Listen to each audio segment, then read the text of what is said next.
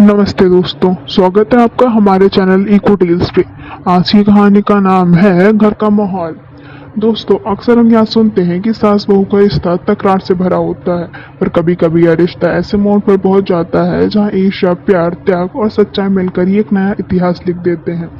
आज मैं आपको एक ऐसी कहानी सुनाने जा रहा हूँ जहाँ रीता, सीमा, नीलम, ईशु और अभिषेक की है।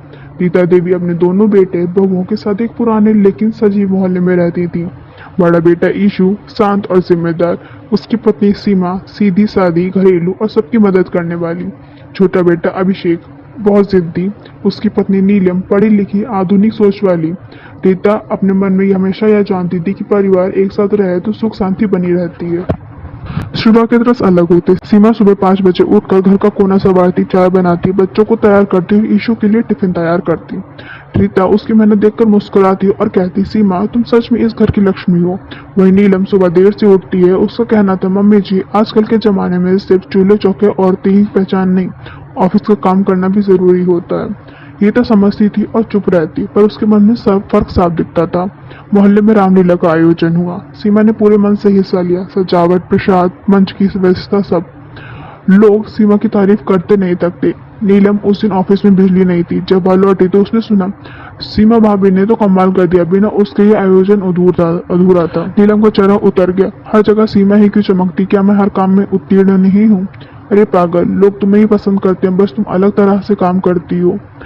लेकिन जलन का बीज नीलम के मन में उठ गया। एक दिन घर का दरवाजा खटखटाया। सामने खड़ी थी एक अनजान महिला, शालिनी। उसने कहा, मैं आपके पति राजेश की पुरानी दोस्त हूँ। उसने कुछ जुड़ी हुई बातें और दस्तावेज हैं जो आपके मैं परिवार तक पहुंचाना चाहती हूँ। रीमा का चेहरा पीला पड़ गया। पति को गुजरते 10 साल हो चुके थे और उन्हें कभी इस नाम का जिक्र तक नहीं हुआ। सीमा धीरे से बोली, माँ जी शायद कोई गलतफहमी है। पर नीलम ने तुरंत टोका, नहीं मम्मी जी, मुझे लगता है इन्हें सुनना चाहिए। रीता दुविधा में पड़ गई। शालिनी ने एक पुरानी डायरी और कुछ चिट्ठियां रीता को थमाई। उस डायरी में राजेश ने लिखा था कि उनका सपना है कि मोहल्ले में एक पुस्तकालय खोलना है ताकि बच्चे और युवा पढ़ाई कर सके। उन्होंने इसके कुछ पैसे भी अलग रखे थे। रीता की आंखें नम हो गई। इतने साल में मैं इस अनजान से अनजान थी। सीमा बोली, माँ जी अगर यहाँ पिताजी होते तो वह आखिरी चाह जरूर पूरी करना चाहते। लेकिन नीलम भड़क उठी, क्या हमारी जिंदगी पहले से आसान है? क्या अब इस लाइब्रेरी खोलकर बोझ छू ले? यही से हमारी असली परीक्षा शुरू होती है।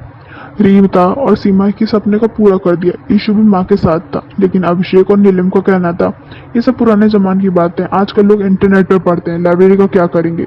रीता ने दुखी होकर कहा, बेटा ये तुम्हारे पिताजी की आखिरी इच्छा थी, अगर हम इसे नजरअंदाज करेंगे तो उनकी आत्मा को शांति नहीं मिलेगी, घर 2 हिस्सों में बट जाएगा। एक रात सीमा ने चुपचाप अलमारी में गहने निकालकर रीता को देते हुए देखा। माँ जी इन्हें बेच दीजिए, पिताजी का पूरा सपना पूरा हो जाएगा। रीता की आंखों झलक उठी, बेटी तुमने साबित कर दिया कि बहू ही बेटी जैसी होती है। नीलम ने यहाँ देखा और व्यंग में बोली, वाह हीरोइन बनने का अच्छा मौका मिल गया सीमा को।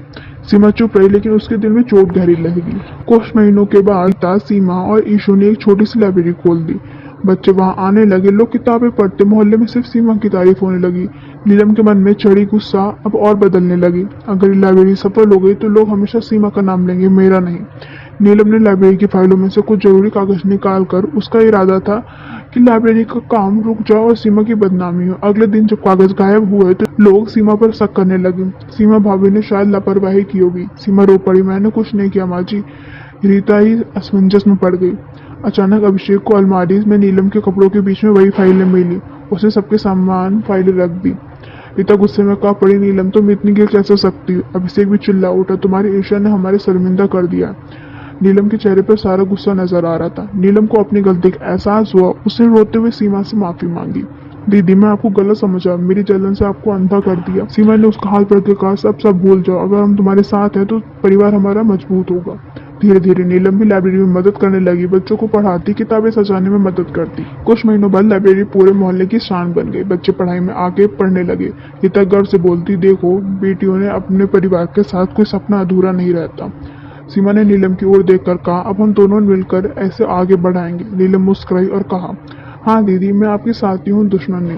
तो दोस्तों, ये कहानी रिश्तों की डोर है। इस कहानी में हमें यह सिखाया जाता है कि ईर्ष्या और जलन परिवार को तोड़ सकती है, लेकिन त्याग और समझदारी रिश्तों को बचा सकती है।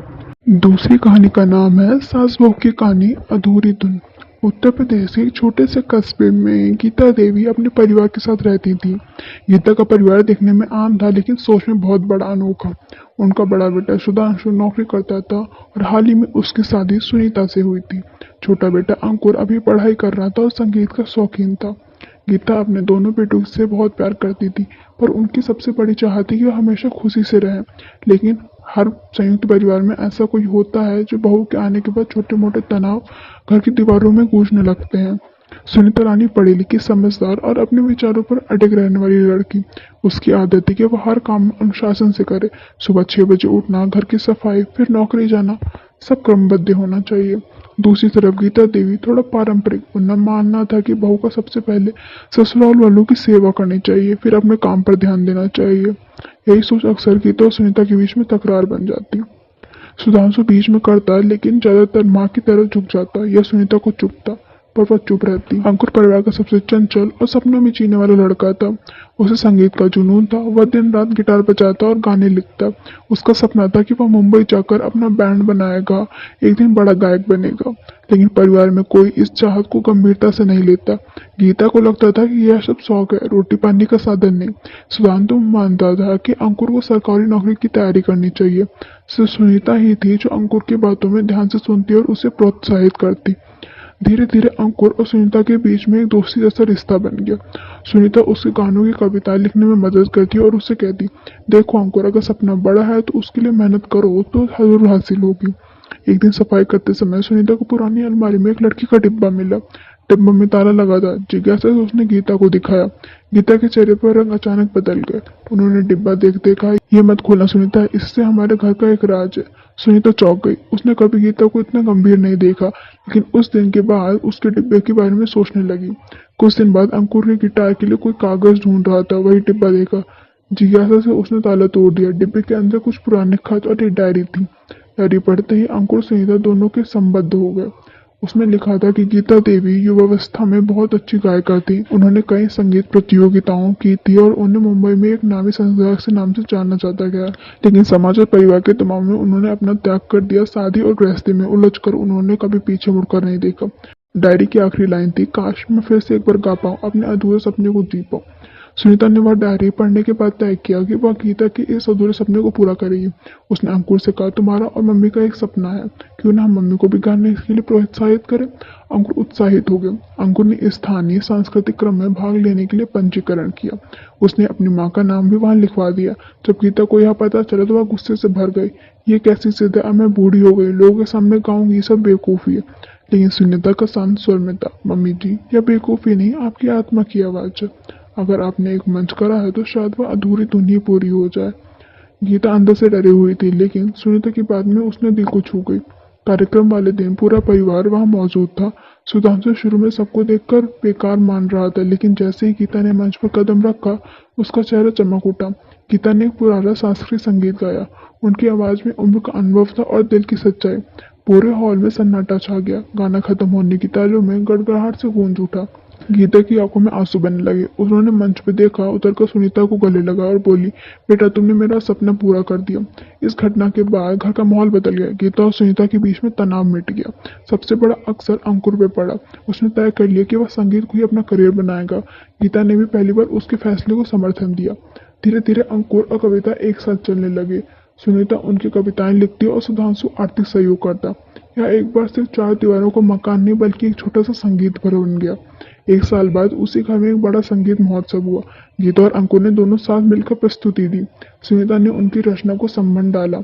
उस दिन जब उन्होंने गाया तो पूरे शहर में दिखा कि कैसे एक अधूरा सपना पूरे परिवार को जोड़ सकता है। गीता ने मंच में उतरकर कहा, सुनीता तूने मुझे अपनी बहू ने बेटी बनाकर संभाला है। आज मेरा नहीं सपना पूरा हुआ, सबका सपना पूरा हुआ। सुधांशु ने भी हाथ जोड़कर कहा, मैंने हमेशा माँ और पत्नी दोनों अलग अलग देखे, पर आज पहली बार तुम दोनों एक ही स्वर में दिख रहे हो। अंकुर मुस्कुराते हुए बोला, अब यह सिर्फ परिवार ही नहीं, एक ही धुन है, अधूरी नहीं पूरी धुन है। धन्यवाद। मिलते हैं दूसरी कहानी में। तब तक के लिए देखते रहिए इको टेल्स। धन्यवाद। तब तक के लिए देखते रहिए इको टेल्स। मिलते हैं दूसरी कहानी में।